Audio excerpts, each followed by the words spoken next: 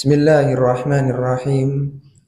Assalamualaikum warahmatullahi wabarakatuh.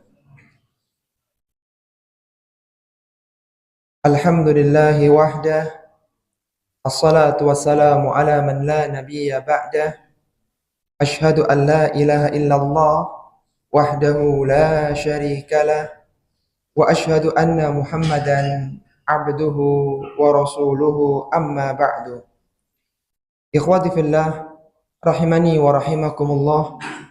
Alhamdulillah, kita bersyukur kepada Allah Subhanahu wa taala yang mana kita masih diberikan kesehatan, diberikan waktu luang dan taufik oleh Allah Subhanahu wa taala sehingga kita bisa berkumpul bersama di salah satu rumah di antara rumah-rumah Allah Subhanahu wa taala untuk mempelajari agama Islam yang mulia. Tidaklah ada satu kaum yang mereka berkumpul di sebuah tempat yang paling Allah cintai. Itu mereka berkumpul di masjid-masjid Allah Subhanahu wa taala.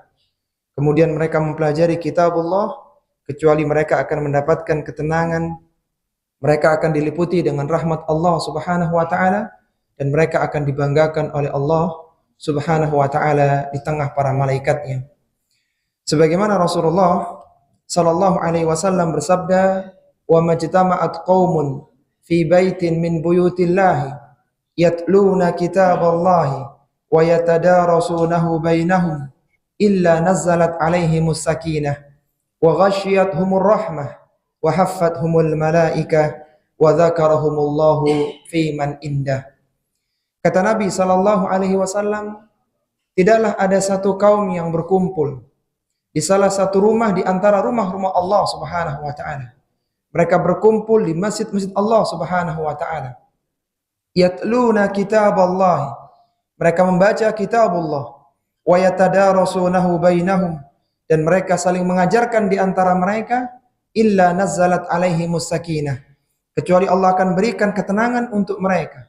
Wa ghashiyatuhumur rahmah. Allah akan liputi dengan rahmatnya. Wa dzakarahumullahu fi man indah, dan mereka akan dibanggakan oleh Allah Subhanahu wa taala di tengah para malaikat-malaikatnya. Semoga duduknya kita di majelis ilmu pada kesempatan kali ini ditulis oleh Allah Subhanahu wa taala dengan pahala yang besar, karena di hari-hari ini amalan solih adalah amalan yang utama, bahkan lebih utama daripada seorang yang berjihad, berperang melawan musuh-musuh Allah Subhanahu wa taala. Sebagaimana Rasulullah sallallahu alaihi wasallam bersabda, "Mal amalu fil ayyamil ashri afdalu minal amali fi hadhi." Kata Nabi sallallahu alaihi wasallam, tidaklah ada amalan yang dilakukan pada 10 hari yang lebih utama daripada yang dilakukan pada 10 hari ini. Itu 10 hari pertama di bulan Dzulhijjah, dan kita sekarang berada pada hari yang ketiga dari 10 hari yang utama itu. Qalu walal jihadu, meskipun jihad wahai Rasulullah. Qala walal jihad, meskipun juga jihad. Illa rajulun kharaja yukhatiru bin nafsihi wa malihi falam yarji bi syai'in. Kecuali ketika ada seorang yang dia berangkat ke medan perang, dia berperang dengan orang-orang kufar, dia berangkat dengan dirinya dan perlengkapannya, kemudian tidak ada satupun yang kembali dari dirinya. Artinya dia meninggal di medan peperangan dan hartanya dirampas oleh musuh. Maka ini baru bisa mengalahkan amalan orang-orang yang beramal di 10 awal bulan Dzulhijjah ini. Para jamaah rahimani wa rahimakumullah, kita juga bersyukur kepada Allah Subhanahu wa taala bahwa kita diberikan satu kitab suci, sebuah kitab yang mudah untuk dibaca, mudah untuk dihafal, dan mudah untuk dipahami makna-maknanya. Karena Al-Quran adalah berisi firman Allah Subhanahu wa taala yang paling baik, maknanya paling benar, dan penjelasannya paling terang. Dan Allah Subhanahu wa taala telah mudahkan Al-Quran untuk dipelajari oleh umat Islam. Allah berfirman, "Walaqad yassarnal Qur'ana lidzikri fahal mim muddakir." Sungguh kami telah mudahkan Al-Quran sebagai pelajaran, fahal mim muddakir, maka adakah orang-orang yang mau mengambil pelajaran dari Al-Quran? Seandainya Allah Subhanahu wa Ta'ala tidak memudahkan Al-Quran untuk dibaca oleh manusia, maka tidak ada seorang pun yang bisa membaca kitab Al-Quran yang mulia. Di dalam kehidupan di dunia saja, setiap makhluk punya bahasa masing-masing. Manusia tidak akan bisa memahami bahasa binatang. Bahkan sama manusia kadang berbeda, suku berbeda, daerah berbeda bahasanya. Kadang seorang tidak faham. Ini kita mempelajari sebuah kitabullah yang berisi firman Allah Subhanahu wa Ta'ala, perkataan Rabb semesta alam.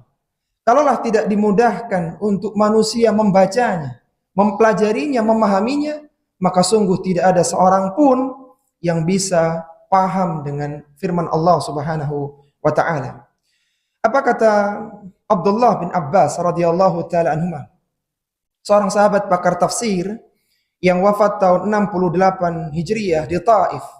Beliau mengatakan, laula anna Allah yassarahu ala lisanil adamiyyin mastata'u ahadun minal khalqi an yatakallama bikalamillah. Kata Abdullah bin Abbas radhiyallahu ta'ala anhuma, seandainya Allah Subhanahu wa Ta'ala tidak mudahkan bagi lisannya anak Adam, maka tidak ada seorang pun di kalangan para makhluk yang bisa membaca kalamullah Subhanahu wa Ta'ala. Maka kita bersyukur kepada Allah Subhanahu wa Ta'ala bahwa kita dimudahkan untuk membaca Al-Quran, dimudahkan untuk menghafal Al-Quran, bahkan dimudahkan pula untuk memahami makna-maknanya. Dan Al-Quran yang mulia adalah sebuah kitab suci yang bisa dibaca secara lahiriah dengan mudah. Apa kata Sa'id bin Jubair rahimahullahu ta'ala, seorang tabi'in, muridnya Abdullah bin Abbas radhiyallahu ta'ala anhu, yang wafat tahun 95 Hijriah di Kufah. Beliau pernah mengatakan, laisa syai'un min kutubillah yaqra'u kulluhu zahiran illa al-Qur'an. Tidak ada satu kitab pun di antara kitab-kitab Allah yang Allah turunkan kepada manusia yang bisa dibaca semuanya secara lahiriah kecuali hanya Al-Qur'anul Karim yang mulia. Dan seorang yang belajar Al-Qur'an, yang mempelajari Al-Qur'an, maka dialah orang yang terbaik di kalangan manusia-manusia yang ada. Sebagaimana Rasulullah sallallahu alaihi wasallam menyebutkan dalam hadisnya, khairukum man ta'allamal Qur'ana wa 'allamahu. Bagaimana orang yang baik menurut Nabi sallallahu alaihi wasallam? Kata Nabi sallallahu alaihi wasallam, sebaik-baik kalian, orang yang terbaik di kalangan kalian adalah orang yang belajar Al-Qur'an dan dia mengajarkan Al-Qur'an kepada yang lainnya. Semoga duduknya kita di majelis ilmu pada kesempatan kali ini menjadikan kita dimuliakan oleh Allah Subhanahu wa Ta'ala. Kita menjadi manusia-manusia yang terbaik karena kita meluangkan waktu untuk belajar Al-Quran. Para jamaah rahimani wa rahimakumullah, pada kesempatan pagi hari ini kita akan mempelajari satu surat dalam Al-Quran yang berkenaan tentang syariat kurban. Itu surat Al-Kautsar, surat yang ke-108, terdiri dari 3 ayat. Surat ini Allah turunkan sesudah Allah Subhanahu wa Ta'ala menurunkan surat Al-Adiyat. Dan surat ini menurut jumhur ulama adalah surat Makkiyah. Artinya surat yang diturunkan sebelum hijrahnya Nabi sallallahu alaihi wasallam ke Madinah. Ini adalah pendapat Abdullah bin Abbas dan pendapat jumhur mufassirin. Adapun pendapatnya Al-Hasan Ibnu Abil Hasan Al-Basri, Ikrimah dan Qatadah rahimahumullahu ta'ala, mereka semua berpendapat bahwa surat ini adalah surat Madaniyah. Tapi pendapat yang lebih kuat, para ulama-ulama tafsir menguatkan bahwa surat Al-Kautsar ini adalah surat Makkiyah. Surat ini termasuk surat-surat yang pendek karena terdiri dari 3 ayat. Ada 3 surat dalam Al-Quran yang terdiri dari 3 ayat, yaitu surat Al-Asr, surat Al-Kautsar, dan surat An-Nasr. Meskipun surat-surat tersebut adalah surat-surat yang pendek, tapi ketika seorang muslim dan muslimah membaca surat itu dalam salat-salat mereka, maka itu lebih baik daripada mereka mendapatkan onta yang gemuk dan bunting. Jadi zaman dulu, di antara simbol kekayaan adalah ketika seorang punya onta yang besar dan yang bunting, yang mau melahirkan. Itu harganya mahal. Dan onta adalah salah satu kendaraan dan juga bisa digunakan sebagai kurban dan yang lainnya. Rasulullah SAW menyebutkan tentang keutamaan surat-surat yang hanya berisi 3 ayat. Yang mungkin sebagian manusia menganggap itu surat yang tidak panjang, tapi ternyata keutamaannya sangat besar. Sebagaimana diriwayatkan dari sahabiyun jalil, dari sahabat yang mulia Abu Hurairah radhiyallahu taala anhu. Rasulullah sallallahu alaihi wasallam bersabda, "Ayuhibbu ahadukum idza raja'a ila ahli an yajida fihi thalatha khalifatin idhamin simanin." Kata Nabi sallallahu alaihi wasallam, maukah salah seorang di antara kalian ketika dia pulang kepada keluarganya, dia pulang dengan membawa 3 onta yang gemuk dan yang bunting yang lagi hamil. Jadi pulang dari pengajian, dia pulang bawa 3 onta dibawa keluarganya. Mungkin kalau onta kita nggak kebayang ya. Dia pulang membawa mobil harga 500 jutaan, 3 buah. Jadi 1,5 M. Maka setiap orang pasti akan senang dengan seperti itu. Qulna, maka para sahabat mengatakan, "Na'am ya Rasulullah, kami mau ya Rasulullah." Pulang dengan membawa 3 onta yang gemuk dengan 3 onta yang besar dan lagi bunting. Qala, maka Nabi sallallahu alaihi wasallam menyebutkan, "Fathalathu ayatin yaqra'u bihinna ahadukum fi salati." Dan 3 ayat yang dibaca oleh salah seorang di antara kalian dalam salat mereka. Surat Al-Asr, surat Al-Kautsar, dan surat An-Nasr yang dibaca di dalam salat, khairun lahu, itu lebih baik untuknya, min thalathi khalifatin idhamin simanin, itu lebih baik daripada dia mendapatkan 3 onta yang gemuk dan bunting. Jadi ternyata 3 ayat yang ringkas tapi memiliki pahala yang sangat besar ketika kita membacanya di dalam salat-salat kita. Semoga dengan pelajari tafsir dari surat Al-Kautsar, kita lebih tahu bagaimana kandungannya, kita lebih tahu bagaimana pesan Allah Subhanahu wa taala di dalamnya, dan kita bisa mengamalkan isinya. Salah satunya adalah dengan berkurban di tahun ini yang belum tentu seorang muslim dan muslimah diberikan kesempatan di tahun yang akan datang. Allah Subhanahu wa taala berfirman, "A'udzu billahi minasyaitonir rajim. Bismillahirrahmanirrahim. Inna a'tainakal kautsar." Kata Allah Subhanahu wa taala, sesungguhnya kami telah memberikan kepadamu wahai Rasulullah sallallahu alaihi wasallam al-kautsar. Al-kautsar adalah sebuah kebaikan yang diberikan oleh Allah Subhanahu wa taala kepada Nabi sallallahu alaihi wasallam berupa telaga haud yang ada di mahsyar. Kita tahu pada hari kiamat kelak, ketika di mahsyar, maka manusia berada dalam kondisi yang tidak berbusana, tidak dihitan dan tidak beralas kaki. Kemudian mereka berdiri selama 25.000 tahun dengan matahari yang didekatkan sedekat 1 mil. Maka mereka akan berdiri dalam kondisi kehausan. Datanglah telaga dari Nabi sallallahu alaihi wasallam yang bisa menghilangkan dahaga mereka.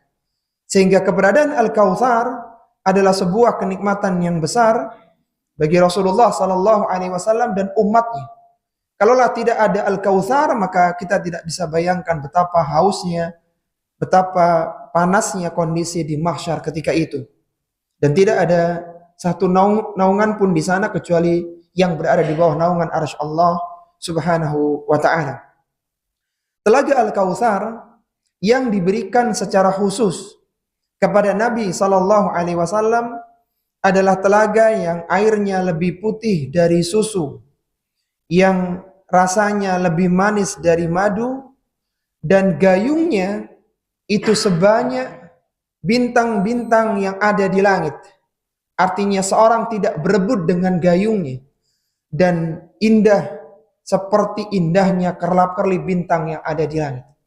Sehingga ketika seorang ini tahu ada telaga di sana, maka dia tidak bingung mencari gayungnya, karena sudah kerlap-kerlip indah gayung tersebut. Dan telaga Nabi Shallallahu Alaihi Wasallam bentuknya bujur sangkar, yaitu seluas, panjang dan lebarnya seluas perjalanan 1 bulan. Sangat besar sekali telaga Nabi Shallallahu Alaihi Wasallam. Sebagaimana diriwayatkan oleh Anas bin Malik radhiyallahu taala anhu, beliau mengatakan, baina Rasulullah sallallahu alaihi wasallam zata yaumin. Pada suatu hari Rasulullah sallallahu alaihi wasallam bersama dengan kami. Idz aghfa ighfa'atan. Kemudian beliau tiba-tiba menundukkan kepalanya sejenak. Thumma rafa'a ra'sahu mutabassiman. Kemudian beliau mengangkat kepalanya dengan tersenyum. Fakulna, maka kami bertanya, ma'adhakaka ya Rasulullah, apa yang menjadikanmu tersenyum bahagia wahai Rasulullah? Qala, maka Nabi SAW menyebutkan, unzilat alayya anifan suratun, barusan saja diturunkan kepadaku satu surat yang menjadikan aku berbahagia. Faqara'a, maka beliau SAW membaca, Bismillahirrahmanirrahim, inna a'tainakal kautsar fasalli lirabbika wanhar inna syani'aka huwal abtar. Surat ini turun secara sempurna dengan 3 ayatnya. Kemudian beliau bertanya kepada para sahabatnya, qala atadruna mal kautsar, tahukah kalian apa yang dimaksud dengan al-kautsar itu? Qulna, para sahabat mengatakan, Allahu wa rasuluhu a'lam, Allah dan Rasulnya yang lebih mengetahuinya. Maka Nabi SAW menjelaskan, dan ini adalah salah satu contoh tafsiran ayat dengan hadis Nabi SAW yang mulia. Beliau mengatakan, fa innahu nahrun, dia adalah sebuah sungai. Wa adanihi rabbi azza wa jalla, yang telah dijanjikan oleh Allah kepadaku. Khairun kathirun, yang di dalamnya terdapat kebaikan yang sangat banyak. Wa huwa haudun, dan dia adalah telaga.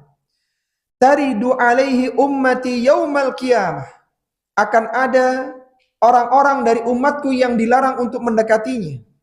Aniyatuhu adadan nujum, bejana-bejananya itu sebanyak bintang-bintang yang ada di langit. Jadi tidak terhitung jumlah gayung bejananya.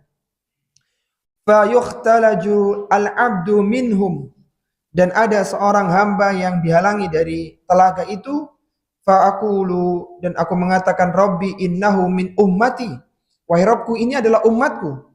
Fa yaqulu, kemudian Allah mengatakan, ma tadri ma ahdathat ba'daka, engkau tidak tahu apa yang dilakukan sepeninggalmu, perkara baru yang dia lakukan sepeninggalmu.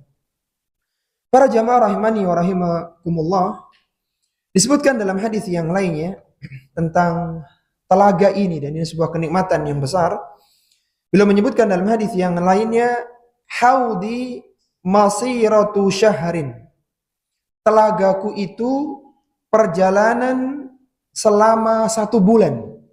Seorang berjalan selama 1 bulan, itulah panjangnya telaga Nabi Sallallahu Alaihi Wasallam dan lebarnya. Ma'uhu abyadu minal laban, airnya lebih putih dari susu. Warihuhu adyabu minal miski, dan baunya lebih harum daripada minyak kasturi. Wa kizanuhu kanujumis sama, dan gayung-gayungnya sebanyak bintang-bintang yang ada di langit. Kalau dalam riwayat yang tadi keindahan gayungnya seperti bintang-bintang yang ada di langit. Man syariba minha fala yatma'u abadan.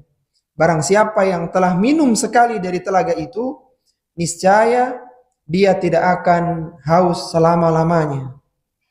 Dan telaga Nabi SAW sekarang sudah ada. Sebagaimana disebutkan oleh Nabi SAW, inni wallahi la anduru ila haudil an. Kata Nabi SAW, sesungguhnya demi Allah aku telah melihat telagaku sekarang ini. Artinya telaga Nabi SAW itu ada, dan telaga Nabi SAW tidak hancur dengan hancurnya kejadian kiamat yang besar. Di antara yang diselamatkan oleh Allah Subhanahu wa taala adalah telaga Nabi sallallahu alaihi wasallam. Setiap nabi, para jamaah rahimani wa rahimakumullah, itu punya telaga. Setiap nabi-nabi yang memiliki pengikut maka mereka punya telaga. Tapi telaga yang paling besar, telaga yang paling indah, telaga yang paling banyak pengunjungnya adalah telaga Nabi Muhammad sallallahu alaihi wasallam.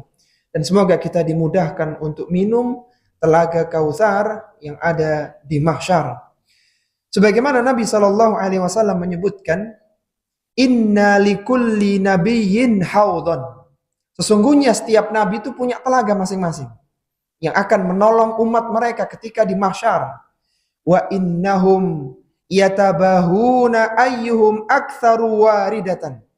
Dan setiap nabi akan berbangga, siapakah di antara mereka yang paling banyak pengunjung telaganya? Jadi Nabi akan bangga, yang mengunjungi telagaku sekian orang, yang lain mengatakan sekian orang. Mereka akan bangga. Semakin banyak pengunjungnya semakin senang. Karena semakin banyak orang-orang yang mendapatkan manfaat dari telaga setiap nabi-nabi tersebut. Kemudian beliau mengatakan, wa inni arju an akuna aktsaruhum waridatan, dan aku berharap akulah nabi yang paling banyak pengunjungnya pada hari kiamat kelak. Yaitu nabi yang paling banyak pengunjung telaga pada hari kiamat kelak.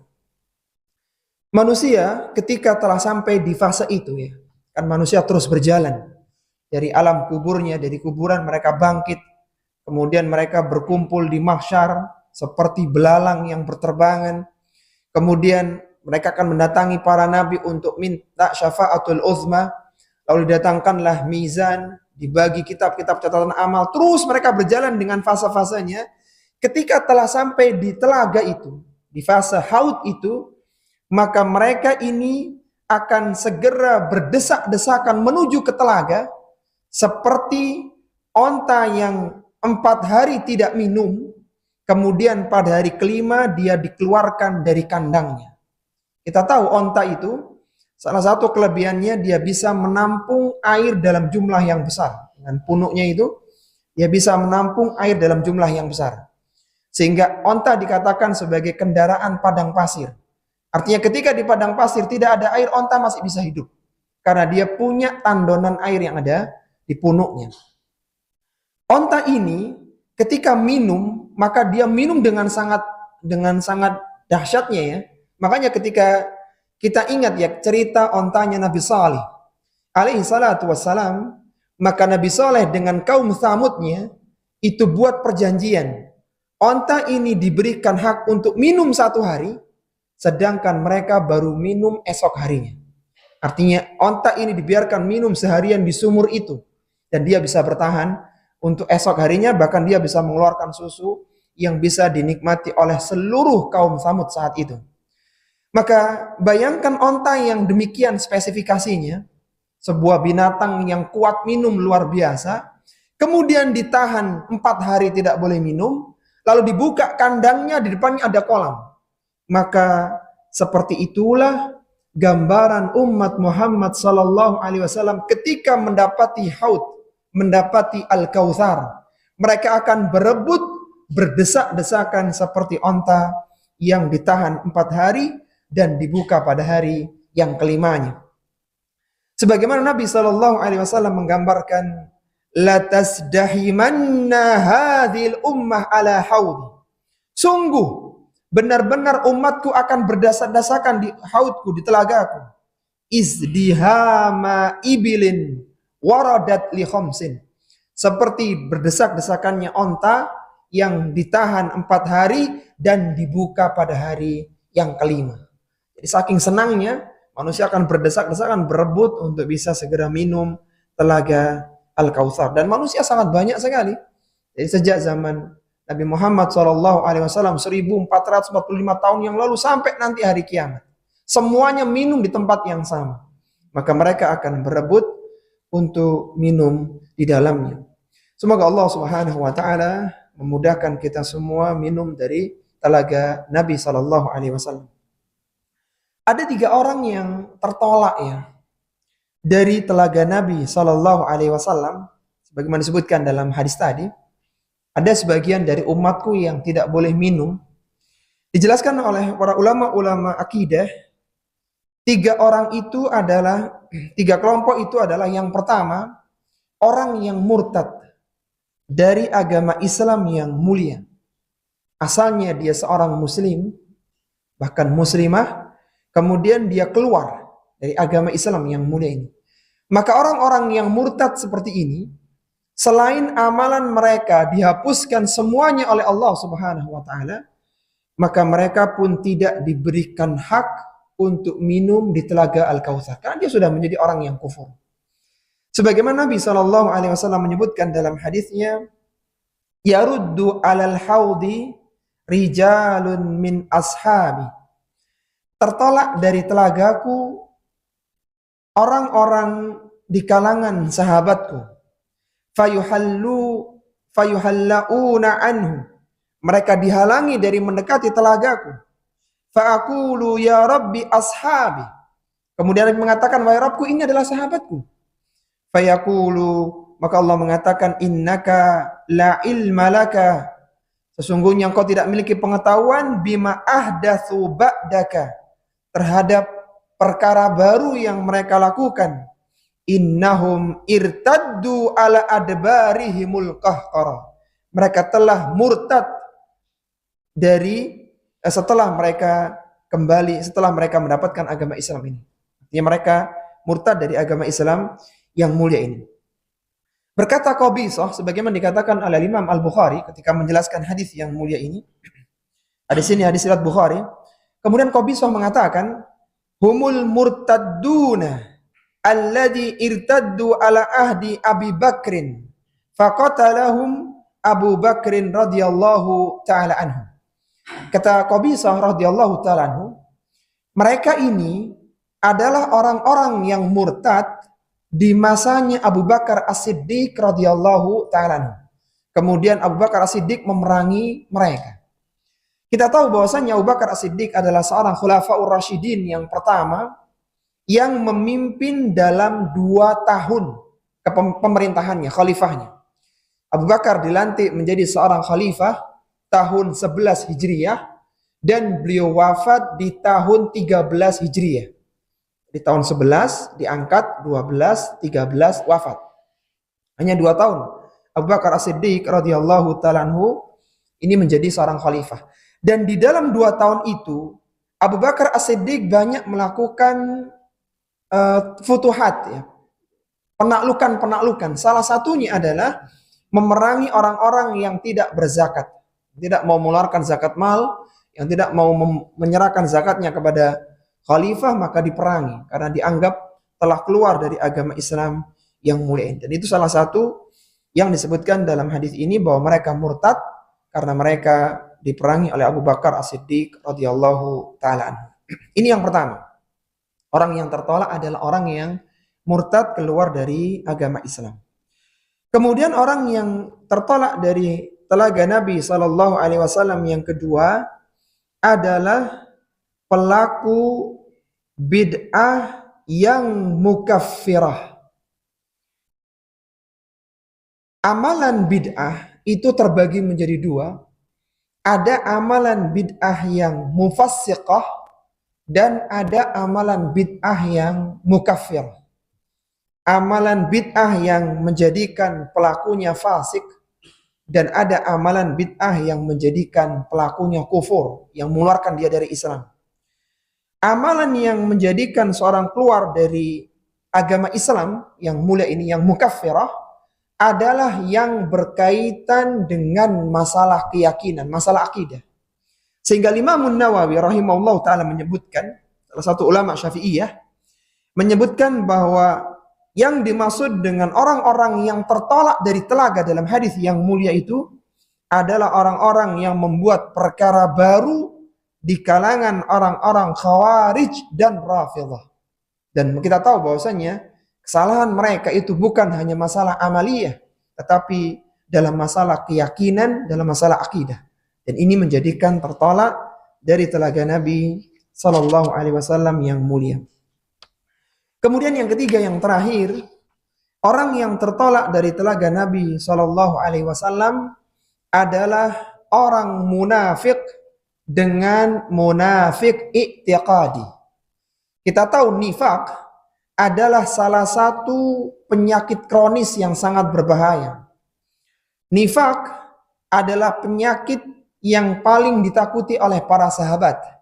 Sehingga dikatakan oleh Ibnu Abi Mulaikah, salah seorang tabi'in yang besar, beliau mengatakan adraktu 30 min ashabin Nabi sallallahu alaihi wasallam kulluhum yakhafun nifaq ala nafsihi. Aku telah bertemu dengan 30 orang sahabat Nabi sallallahu alaihi wasallam dan semuanya itu mereka takut terjangkit penyakit nifak dalam diri mereka. Dan nifak terbagi dua, ada nifak amali dan ada nifak i'tiqadi. Nifak amali adalah nifak secara amalan yang tidak sampai mengeluarkan pelakunya dari Islam. Di antara ciri-cirinya, idza haddatsa kadzaba wa idza tumina khana wa idza wa'ada akhlafa. Itu seorang yang ketika berbicara dusta, ketika dia berjanji mengkhianati, dan ketika berjanji menyelisih, dan ketika diberikan amanah dia mengkhianatinya. Ini secara amalan. Adapun yang dimaksudkan dalam hadis itu adalah nifak secara keyakinan. Keyakinannya ini keyakinan munafik yang menjadikan dia keluar dari agama Islam yang mulia. Sebagaimana kata Nabi sallallahu alaihi wasallam, "Inni faratukum 'alal haudi."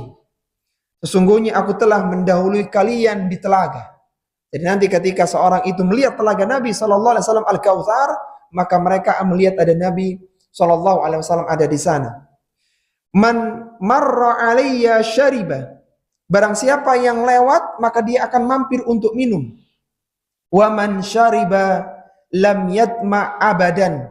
Dan barang siapa yang sudah minum, maka dia tidak akan merasakan kehausan selama-lamanya. Latarudanna alayya aqwamun. Dan akan ditolak satu kaum.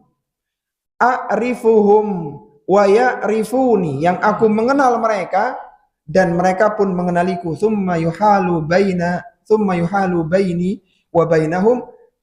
Kemudian dihalangi antara aku dengan mereka karena sifat kemunafikan mereka. Jadi munafik yang dimaksudkan adalah nifak i'tiqad, nifak secara keyakinan. Ada 4 ya nifak keyakinan itu. Salah satunya dia membenci syariat Nabi Shallallahu Alaihi Wasallam, yang insyaallah akan dibahas di akhir surat Al-Kautsar juga nanti, tentang kebencian kepada Nabi Shallallahu Alaihi Wasallam menjadikan seorang terjangkit nifak i'tiqad dan itu membatalkan keimanannya. Baik, coba kita ulang dulu ya tentang Al-Kautsar, tentang telaga Nabi Shallallahu Alaihi Wasallam, yang mana seorang yang minum tidak akan haus selama-lamanya. Tapi ada 3 orang yang tertolak tadi. Siapa yang tertolak itu? Orang yang murtad, yang kedua orang yang melakukan amalan bid'ah yang mukaffirah, yang ketiga orang yang munafik dengan nifak i'tiqad. Karena nifak ada 2, nifak i'tiqad. Tapi sekarang kita masuk pada ayat yang kedua, ini yang berkaitan dengan kurban. Allah Subhanahu wa taala berfirman, "Fashalli li rabbika wanhar." Setelah engkau wahai Rasulullah sallallahu alaihi wasallam diberikan Al-Kautsar yang demikian besar keutamaannya itu, bisa menolong orang-orang yang kehausan ketika di mahsyar dan tidak ada air saat itu kecuali telaganya para nabi. Maka Allah mengatakan fasalli li rabbika wanhar. Salatlah engkau karena Rabbmu, wanhar, dan berkurbanlah. Yang dimaksud salat dalam ayat ini karena dikaitkan dengan kurban, maka yang dimaksudkan adalah salat Idul Adha. Salat Idul Adha, meskipun juga salat yang lainnya tercakup ya secara umum, tapi secara khusus adalah salat Idul Adha. Jadi mengingatkan kepada kita bahwa salat Idul Adha itu adalah amalan yang fardu ain, amalan yang diperintahkan dalam agama ini. Ya meskipun ada ulama yang menyebutkan itu fardu kifayah, ada yang menyebutkan hukumnya adalah sunnah muakkadah, tapi pendapat yang kuat berdasarkan nas-nas dalil bahwa salat Idul Adha itu hukumnya adalah fardu ain. Kenapa fardu ain? Karena kita tahu seorang wanita yang sholat fardu itu yang paling utama mereka sholatnya di rumah. Adapun ketika Idul Adha dan Idul Fitri, jangankan wanita yang sholat, wanita yang haid saja diperintahkan untuk keluar hadir ke sholat, ke tempat sholat Idul Adha tersebut. Kemudian di antara dalil yang lainnya, ketika ada seorang sahabiyah yang mereka minta uzur tidak hadir karena tidak ada jilbab untuk sholat, maka Nabi perintahkan yang punya meminjamkan kepada yang lainnya. Dan di antara dalil yang lainnya pula, kita tahu apabila waktu sholat Id berkenaan dengan hari Jumat, maka seorang yang sudah sholat Id tidak wajib sholat Jumat. Dan ini menunjukkan sholat Id itu hukumnya wajib. Karena tidak mungkin amalan wajib bisa terkalahkan dengan amalan sunnah. Ini pasti amalannya wajib. Bahkan Al-Imam Al-Bukhari dalam sahihnya membuat bab tentang bab orang-orang tentang bab bahwa orang-orang yang terlambat dari sholat Id maka dia harus melakukan sholat 2 rakaat sebagai qadanya. Al-Imam Al-Bukhari membuat bab dalam sahihnya babu idza fatahul idi yusalli rak'atain. Bab tentang orang-orang yang tertinggal dalam sholat Id maka dia harus sholat 2 rakaat. Kalau ini hanya amalan sunnah, maka tidak perlu diqadha. Tapi semua ini menunjukkan bahwa sholat Id adalah hukumnya fardu ain, sebagaimana pendapatnya Syekhul Islam Ibnu Taimiyah rahimahullahu taala, juga pendapat dari Syekh Al-Albani rahimahullahu taala, Al-Imam Asy-Syaukani dan yang lainnya. Ada banyak ulama-ulama yang juga menganggap hukumnya adalah fardu ain ya, meskipun ada ulama fikih yang beda dengan mereka. Tapi ala kulli hal, yang jelas kita diperintahkan oleh Allah Subhanahu wa taala untuk melakukan salat, yaitu salah satunya salat Idul Adha.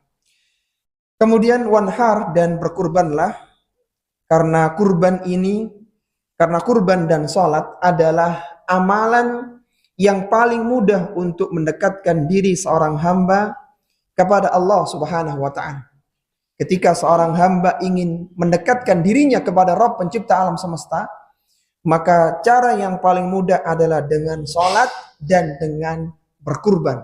Sebagai bentuk dia melakukan ketaatan kepada Rabbnya.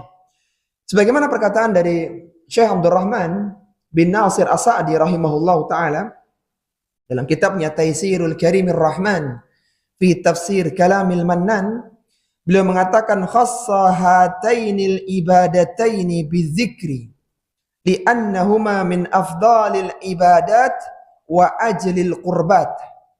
Allah Subhanahu wa taala mengkhususkan 2 ibadah ini.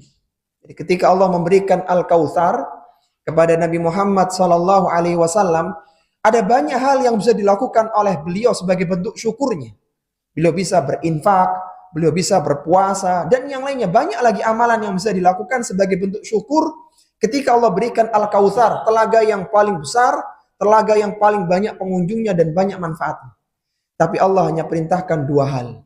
Fasalli li rabbika wanhar. Setelah engkau mendapatkan Al-Kautsar wahai Rasulullah sallallahu alaihi wasallam, tegakkan salat Idul Adha dan berkurbanlah. Kenapa disebutkan hanya 2 ini? Kata Syekh Abdurrahman bin Nasir As-Sa'di, seorang ulama yang wafat tahun 1376 Hijriah, bahwa ibadah ini adalah min afdalil ibadat wa ajlil qurbat.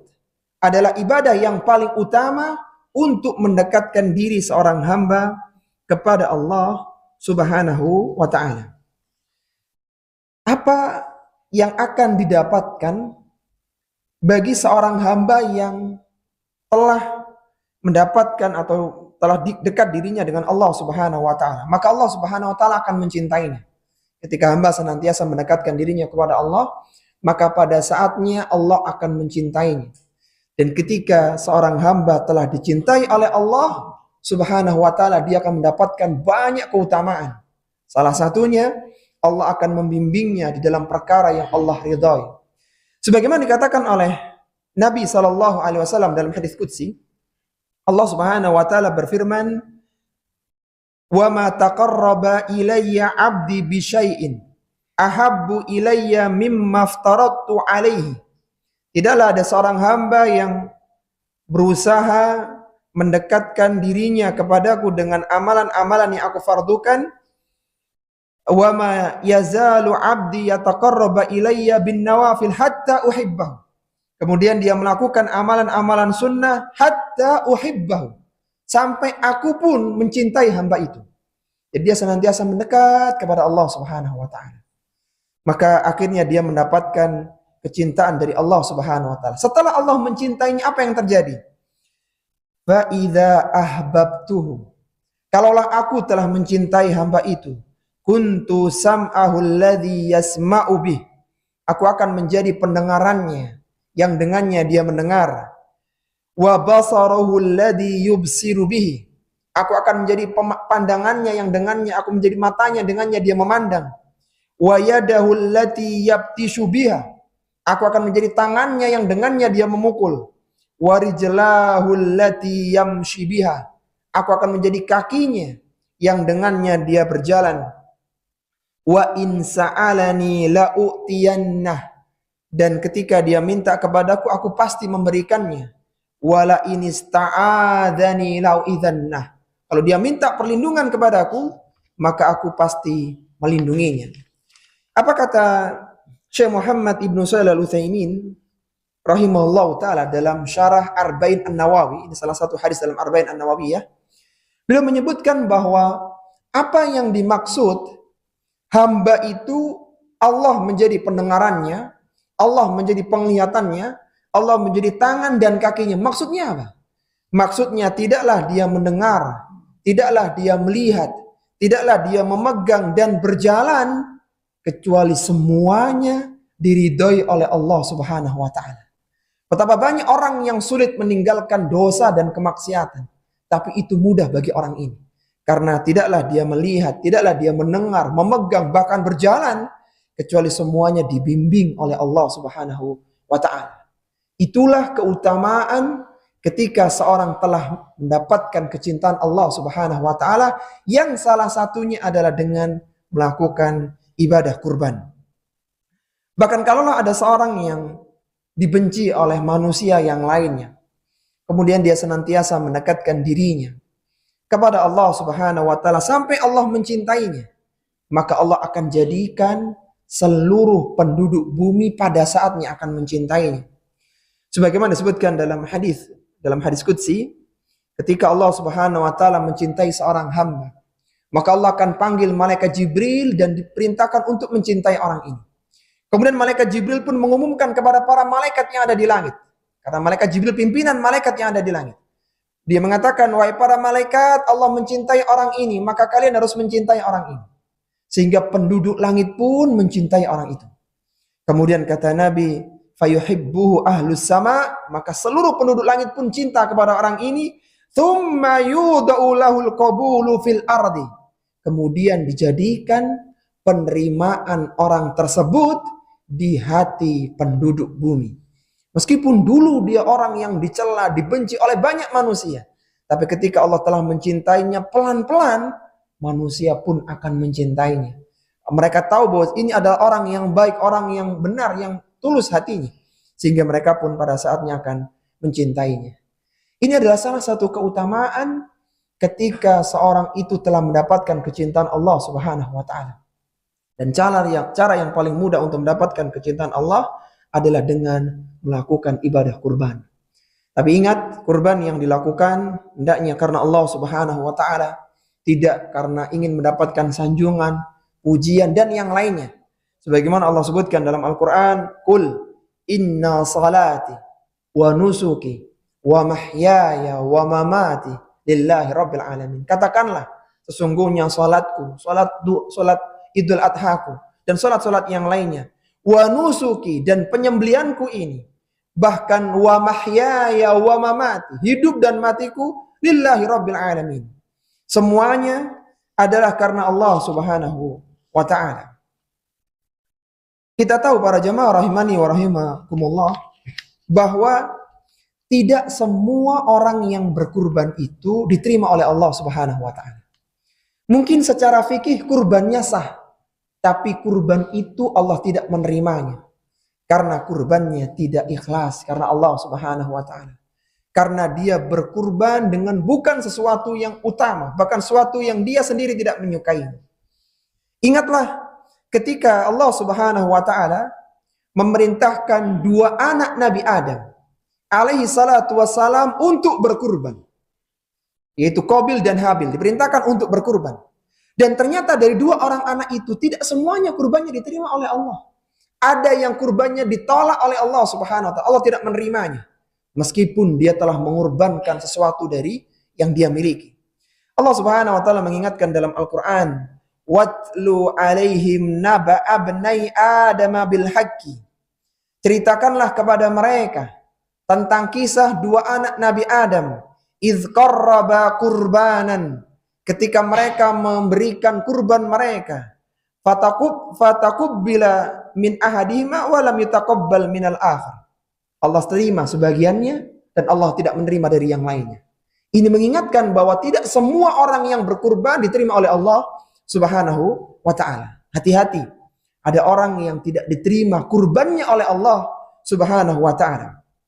Kemudian Qabil yang tidak diterima kurbannya. Qabil ini seorang petani, adapun Habil seorang peternak. Jadi Qabil mengorbankan hasil tanamannya, sedangkan Habil mengorbankan hasil ternaknya saat itu. Maka karena tidak diterima, Qabil ini marah dan dia mengatakan, "La aqtulannak," aku akan bunuh engkau wahai Habil. Qala, maka Habil dengan tenang mengatakan, yang diterima kurbannya, "Innama yataqabbalullahu minal muttaqin." Ketahuilah bahwasanya diterima kurbannya oleh Allah hanyalah dari orang-orang yang bertakwa. Apa kata ulama-ulama tafsir tentang kejadian ini, tentang kejadian dua kurban dari dua anak Nabi Adam yang salah satunya tidak diterima? Disebutkan oleh Al-Hafidz Ibnu Katsir dan juga Ibnu Jauzi dalam dua kitab tafsir mereka, ya, Tafsir Al-Qur'anil Azim dan Zadul Masir fi Ilmi Tafsir. Kenapa kurbannya Qabil ini tidak diterima dan kurbannya Habil yang lebih diterima? Karena Habil berkurban dengan keikhlasan dan diberikan panen yang terbaik, diberikan ternak yang terbaik, karena Habil ini peternak. Jadi ketika diperintahkan oleh Allah untuk berkurban karena memperebutkan salah satu putrinya Nabi Adam waktu itu, maka mereka diperintahkan berkurban. Ketika diperintahkan berkurban itu, Habil datang dengan ternak yang terbaik yang dia punya. Dia punya ternak yang banyak, diambil yang paling bagus dan diberikan ikhlas karena Allah Subhanahu wa taala. Sedangkan Qabil, dia seorang petani, dia memberikan hasil panen yang terburuk dan dengan hati yang tidak ikhlas. Karena sebenarnya permasalahannya adalah karena dia ingin mengambil pasangan dari Habil itu. Jadi dia berikan yang terburuk. Sehingga Habil diterima kurbannya karena dua sebab, kata Imam Ibnul Jauzi dalam Zadul Masirnya. Pertama karena dia lebih bertakwa, dan yang kedua karena dia berikan dari kurban yang terbaik yang dia punya. Ini mengingatkan bahwa ingat, tidak semua kurban itu diterima, ada kurban yang ditolak oleh Allah Subhanahu wa taala. Kita tahu Nabi SAW ketika 10 tahun berada di Madinah, itu beliau tidak pernah absen dari kurban tiap tahunnya.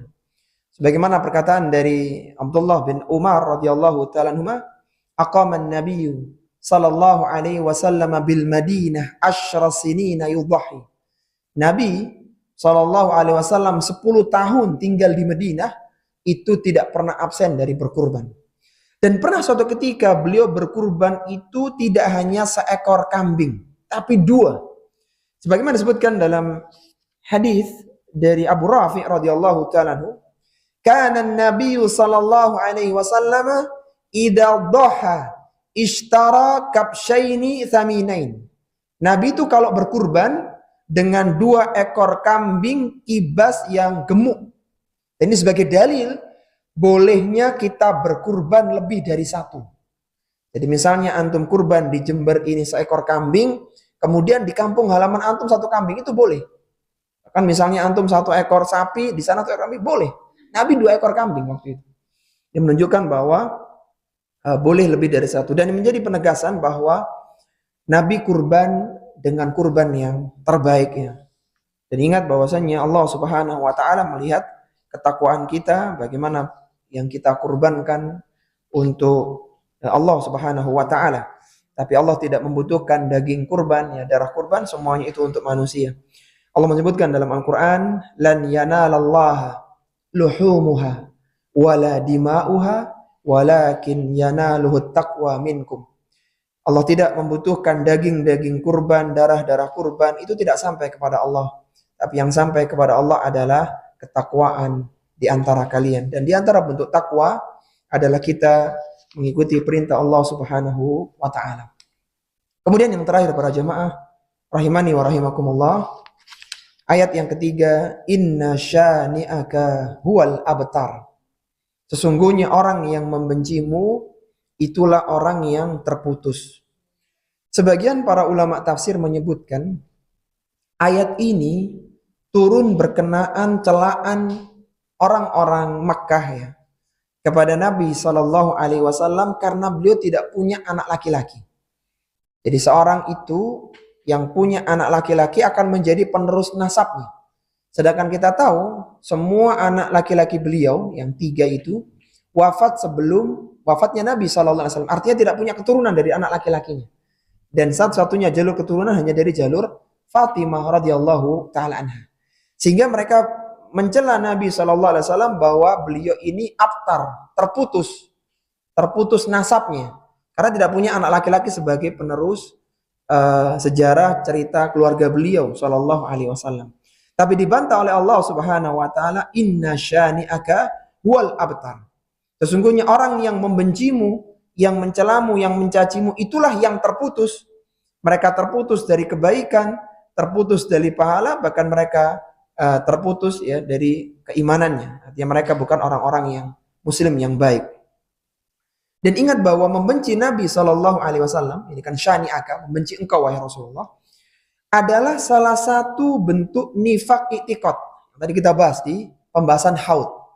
Jadi salah satu bentuk nifak i'tiqad yang menjadikan seorang tertolak dari haud, dari telaga Al-Kautsar, adalah karena adanya kebencian kepada Nabi. Inna syani'aka. Itu orang-orang yang membencimu wahai Rasulullah, dialah yang terputus. Di antaranya terputus dari telaga Nabi Shallallahu Alaihi Wasallam. Karena seorang yang membenci Nabi Shallallahu Alaihi Wasallam, maka dia telah membenci Rasulullah Shallallahu Alaihi Wasallam. Dia membenci utusan Allah. Dia membenci manusia yang terbaik yang Allah Subhanahu Wa Taala ciptakan di muka bumi ini. Allah Subhanahu Wa Taala menyebutkan tentang kisah orang-orang yang menjadikan Nabi Shallallahu Alaihi Wasallam sebagai olok-olokan, sebagai ejekan, sebagai celaan. Disebutkan oleh Allah dalam Al-Quran di surat At-Taubah, wala in sa'altahum la yaqulunna innama kunna nakhudu wa nal'abu. Mereka ini ketika ditanya, kenapa kalian memperolok Nabi Shallallahu Alaihi Wasallam, ayat-ayatnya dan yang lainnya, maka mereka akan mengatakan kunna nakhudu wa nal'abu. Kami ini hanya bergurau saja. Qul, katakanlah abillahi wa ayatihi wa rasulihi kuntum tastahzi'un la ta'tadiru qad kafartum ba'da imanikum. Kata Allah Subhanahu wa taala, katakanlah bahwasannya, katakanlah apakah dengan Allah, dengan Rasulnya, dengan ayatnya kalian saling memperolok, la ta'tadiru, janganlah kalian minta uzur, qad kafartum ba'da imanikum. Sungguh kalian telah kufur setelah keimanan kalian. Surat ini, ayat ini, para jamaah rahimani wa rahimakumullah, ada sebab nuzulnya. Ayat ini turun tentang kejadian perang Tabuk tahun 9 Hijriah. Perang Tabuk adalah perang antara kaum muslimin dengan orang-orang Romawi. Perang yang orang Romawi itu lari tunggang langgang sehingga tidak jadi perang kontak senjata. Dan perjalanan sangat panjang, sekitar 15-an hari perjalanan ke Tabuk itu. Jadi sekitar 40 atau 50 hari total perang Tabuk. Nah, ketika perjalanan yang sangat panjang itu, sebagian dari sahabat ini, sebagian dari yang ikut perangnya, mereka ini membuat geguyonan, leluconan untuk melupakan lelahnya perjalanan. Kan kadang ketika safar itu ada yang lucu, ada yang ini supaya lupa lah, supaya nggak ingat bahwa kita sedang berjalan. Nah, salah satu guyonan mereka adalah menyebutkan orang-orang yang datang dari Mekah, itu Nabi Shallallahu Alaihi Wasallam, orang-orang muhajirin adalah orang yang buncit perutnya, orang-orang yang suka makan, macam-macam disebut seperti itu, supaya mereka ketawa gitu. Kemudian disampaikanlah oleh salah seorang sahabat bahwa mereka mengatakan ini dan itu. Turunlah ayat tadi. Kul abillahi wa ayatihi wa rasulihi kuntum tastahzi'un. Apakah dengan Allah, dengan ayatnya, dengan rasulnya kalian saling memperolok? Ini Rasulullah loh yang kalian perolok. Maka la ta'tadiru qad kafartum ba'da imanikum. Janganlah engkau minta uzur karena engkau telah kufur setelah engkau beriman. Ini menunjukkan bahwa orang-orang yang membenci Nabi Shallallahu Alaihi Wasallam adalah orang yang terputus, orang yang tidak akan minum telaga Al-Kautsar. Adapun Nabi Shallallahu Alaihi Wasallam, maka beliau terus mendapatkan pahala kebaikan dari orang-orang yang mengamalkan ajaran beliau. Bahkan nama beliau tetap mulia, dimuliakan di dunia oleh Allah Subhanahu Wa Taala, bahkan sampai nanti di akhirat. Karena beliaulah yang berhak untuk mengetuk pintu surga. Surga tidak akan terbuka kecuali diketuk oleh Rasulullah Muhammad Sallallahu Alaihi Wasallam yang mulia. Ini para jamaah rahimani wa rahimakumullah, sebuah surat yang berisi hanya 3 ayat ya, tetapi kandungannya sangat luar biasa. Kita akhiri wa sallallahu ala nabiyyina Muhammadin wa ala alihi wa sahbihi wasallam. Subhanakallahumma wa bihamdika asyhadu an la ilaha illa anta astaghfiruka wa atubu ilaik wa akhiru da'wana alhamdulillahi rabbil alamin. Wassalamualaikum warahmatullahi wabarakatuh.